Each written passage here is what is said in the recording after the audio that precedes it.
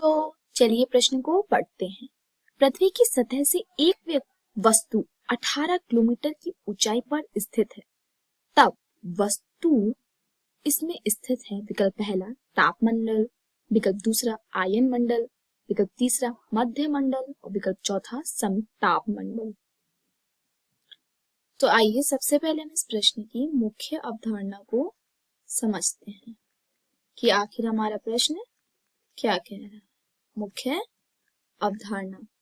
तो प्रश्न में बोला है पृथ्वी की सतह से एक वस्तु 18 किलोमीटर की ऊंचाई पर स्थित है, तब वह वस्तु कहाँ स्थित होगी, कौन से मंडल में। तो हम आपको वायुमंडल का ग्राफ बताते हैं कि कौन सा मंडल कहाँ होता है।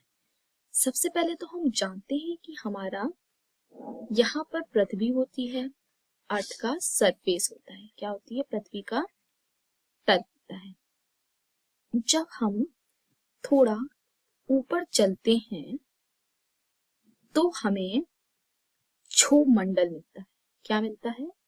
क्षोभ मंडल, जिसको हम ट्रोपोस्फेयर भी कहते हैं, जो पृथ्वी से 10 किलोमीटर ऊपर स्थित होता है। इस क्षोभ मंडल से और ऊपर जाने पर हमें समताप मंडल मिलता है।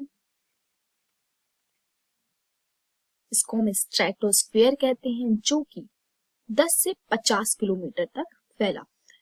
फिर जब हम और ऊपर जाते हैं तो हमें मध्य मंडल, जिसको हम मेसोस्फेयर कहते हैं, जो कि 80 किलोमीटर तक फैला होता है। और जब हम और ऊपर जाते हैं तो हमें तापमंडल, फिर उसके ऊपर आयन मंडल, तापमंडल, फिर उसके ऊपर हमें आयन मंडल, इस तरीके से ये सारे वायुमंडल के सारे उपस्थित होते हैं। तो हमसे पूछा है कि पृथ्वी की सतह से एक वस्तु 18 किलोमीटर की ऊंचाई पर स्थित है, तब वस्तु इनमें से स्थित है। तो यहाँ हम देख रहे हैं कि 10 किलोमीटर ऊपर क्षोभ मंडल है, फिर इसके और ऊपर यानी कि 10 से 50 किलोमीटर के बीच यहाँ कहीं पर 18 किलोमीटर पर यहाँ पर कोई वस्तु उपस्थित है, तो यह हमारी समताप मंडल में उपस्थित होगी। तो हमारा विकल्प चौथा सही उत्तर होगा। क्या?